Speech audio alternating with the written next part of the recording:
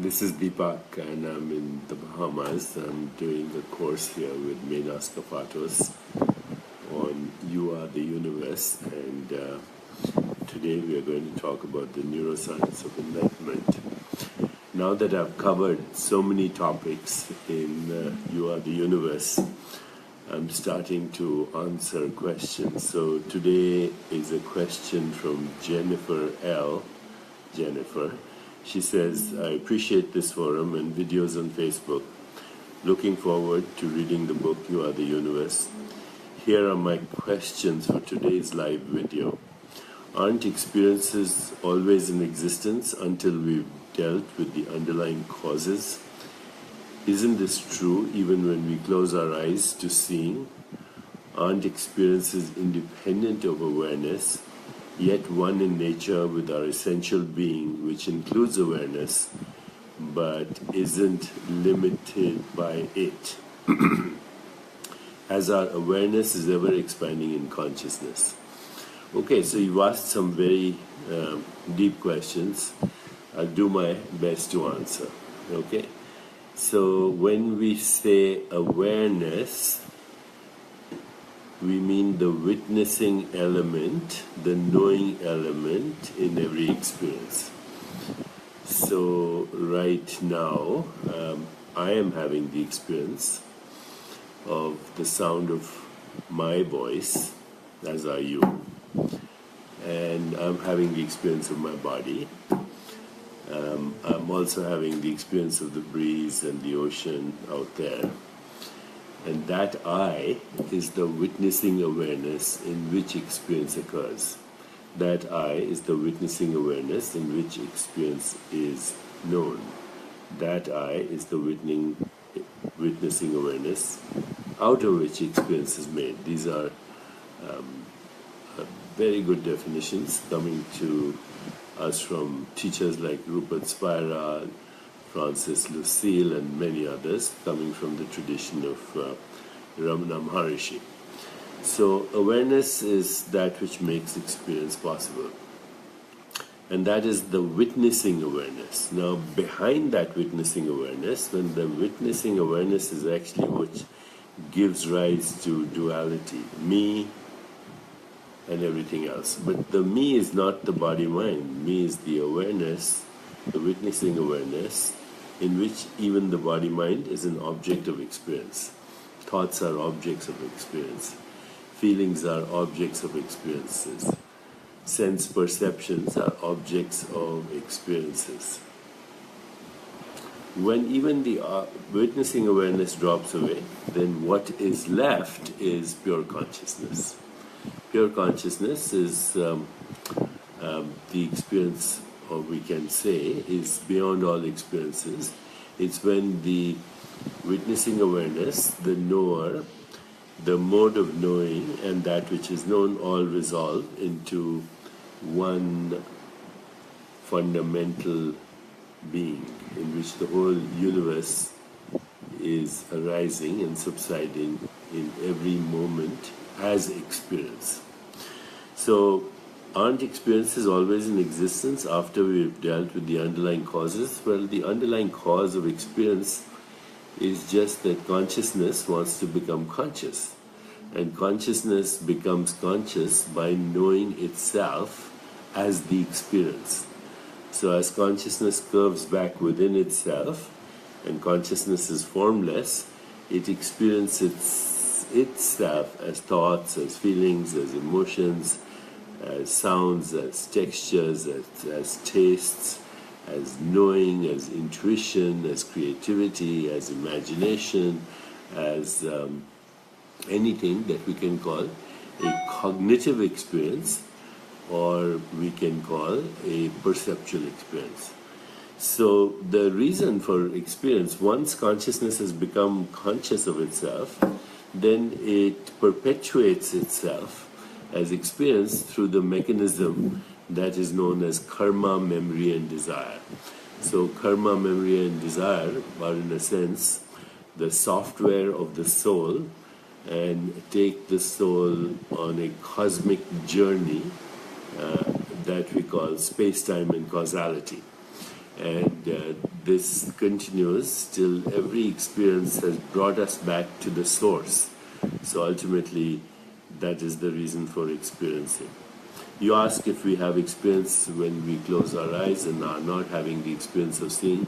Yes, when we close our eyes, we can have mental experiences. And mental experiences are thoughts and emotions and intuition and creativity and higher consciousness. So awareness is ever expanding in consciousness, that is true.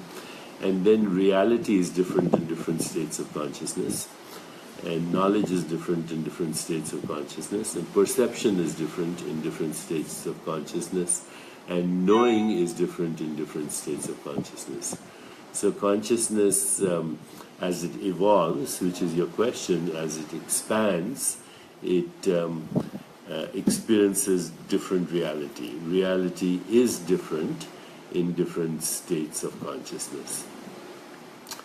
But what we call everyday reality is a story that we build around fundamental experiences. So let's imagine you're an infant and you haven't learned language yet, so you don't know how to give labels to experience. You don't know that this is a soft breeze. You don't know that this is the sound of the ocean. You don't know that the ocean is called blue or has this color, or that it's even called an ocean.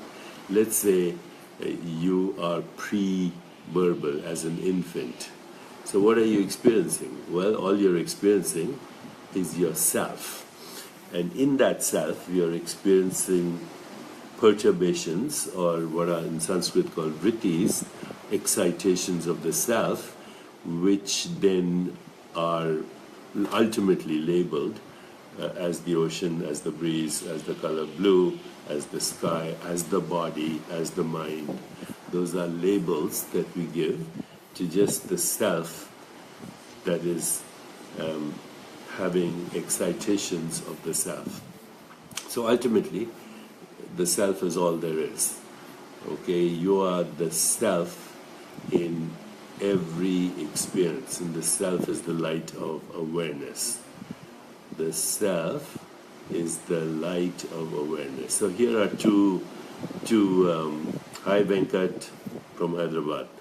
So here are two suggestions, okay? I'm going to just take you outside and I'm going to show you a scene, and as I show you the scene, just say to yourself, I am that, I am that, I am that, I am that I am that, I am that I am, like a mantra. Because I am is the light of awareness that manifests as the ocean, as the breeze, as the sound, as the color blue, as the experience Deepak, as the experience my own body-mind. So let's try it. Okay, I'm going to walk outside and I'm going to show you the ocean, and let's do that. Okay? So I am that I am. I am that I am. I am that I am. I am that I am. I am that I am. I am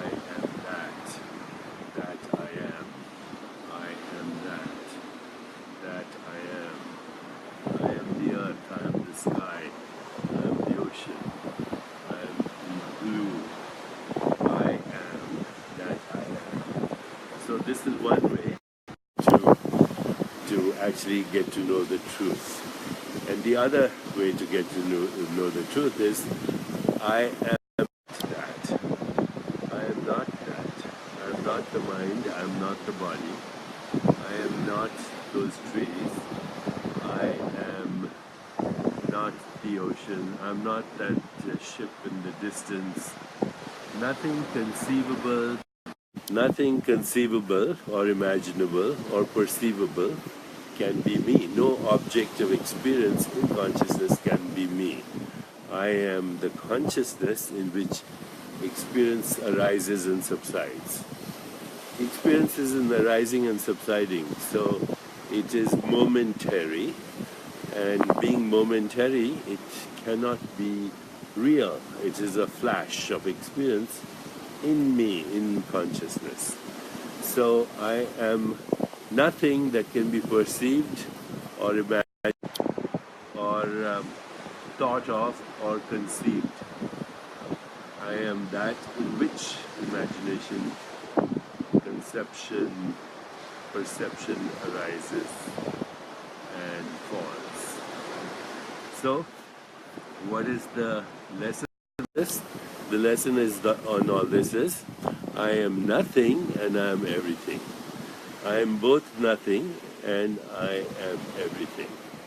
And that nothingness is not an empty void, it's the womb of creation in which the entire universe arises and subsides. Yes, Bharati says, I am not the three sheaths, I'm not the bodies, I'm not the mind, I'm the intellect. I'm not the intellect, I'm that in which all that arises and subsides.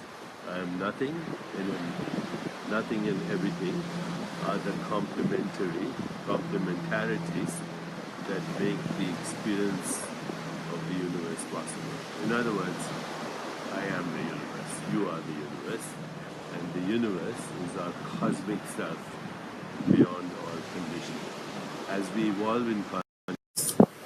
evolve in consciousness, then our knowing of ourself, knowing of the world expands, and that knowing results in different states of knowledge, different perceptions, and different reality. As the Yoga Vashishta says, infinite universes come and go in the vast expanse of consciousness, like motes of dust dancing in a beam of light. You are that, I am that, all this is that. Tat Tvam Asi, Aham Brahmasmi, I am Atma Brahma. The self of the universe is also the self of that which we call the individual. Okay, see you tomorrow. Last glimpse of I am that and I am not that.